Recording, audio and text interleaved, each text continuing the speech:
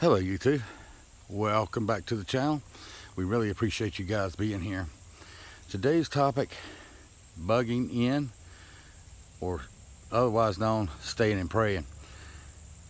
First up, if you would hit that like button, subscribe, share, comment, really would help the channel. I appreciate everyone that has done that so far. I really appreciate it. Thank you guys so much. So, bugging in, let's talk about it. There are two things in the prepping community that people discuss: bugging in or bugging out. Bugging in means you're staying put in your location, in your homestead, wherever you are located. Bugging out means the opposite. That means you're going to evacuate. Pros and cons to both,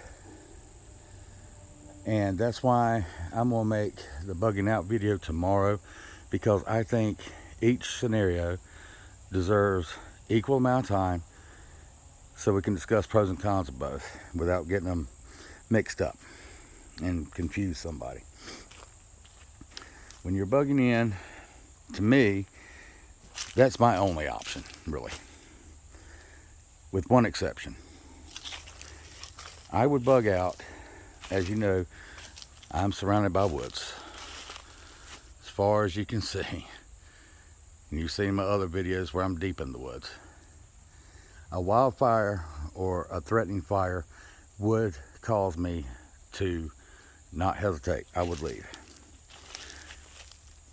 And secondly, maybe if I had enough advance warning that a tornado was coming right over this area, and I had enough time to get out of the way and not get caught up in on the highway. With those two scenarios down, the advantage to me of bugging in, and you have to assess your own situation. Everybody's got a risk tolerance. You have to make a threat assessment. Your risk tolerance may be different from somebody else's. Everybody's unique. So I'm just giving you pros and cons. The ultimate decision is yours. Okay, bugging in, everything you prep for, all your preps, generators, gas, food, water, self-defense tools, firewood, animals. Got to think about those, in the bug-in situation. You've got all of that at your disposal, and you're not having to pick and choose what to carry with you.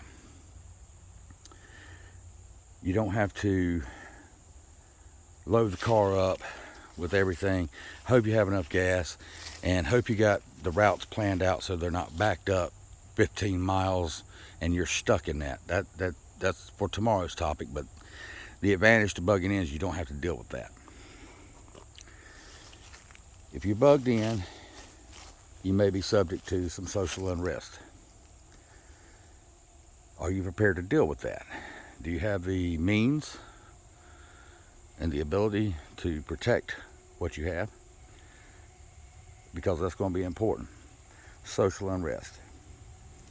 Natural disasters, a hurricane, storms, floods. Do you have your chainsaws? Do you have your generators? Do you have your plywood for your windows, tarps for your roof? Do you have those things so you can take care of them as needed? Because you might be your only resource. You may be cut off from, first responders for a while. If you are bugging in and there's a mandatory evacuation for your area, here's how I view that. And I will make this statement: follow all laws, regulations that are put out by FEMA, your local government, your police departments, all of them. Follow their advice. I'm not saying not to. Do not take that out of context. Personally, me, when I'm talking about pros and cons, if you do decide to stay in a disaster, soon to be in a disaster area like a hurricane, and they have give you a mandatory evacuation, they have told you you have to go. Now, if you decide to stay, there's a caveat to that. You're going to ride out the storm. And I'm with you. Hey, I done told you what I'm going to do. But you also have to understand, have the mentality that you will be your only first responder. There will be no help coming. They have already told you to get out of there. If you decide to stay, you're taking a risk. To make that assessment, you've got to look at, do you have young children to look after? Do you have elderly people in your family that you have to look after? You have disabled people, special needs people that